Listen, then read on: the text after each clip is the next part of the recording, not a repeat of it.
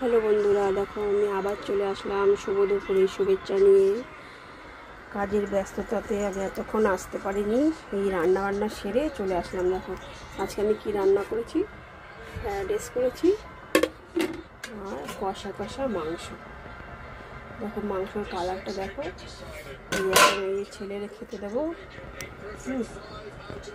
দেখো পেঁয়াজ আর শসা কেটেছি আর এখানে ফ্রাইড রাইস। চলো আমার ছেলেকে এখন খেতে দেবো।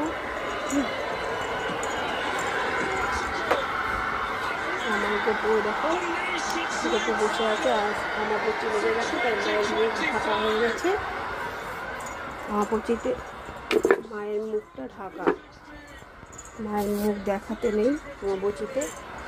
আর আমার বচিতে মায়ের মুখ প্রত্যেকবারই মতনই আমি ঢেকে দিই।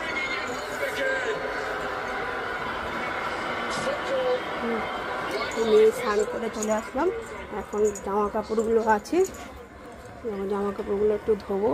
ওইখানে কটা জামা কাপড় আছে মেলবো, মেলে তারপরে তোমার খেতে বসবো। চলো সবাইকে টাটা, সবাই ভালো থেকো, সুস্থ থেকো।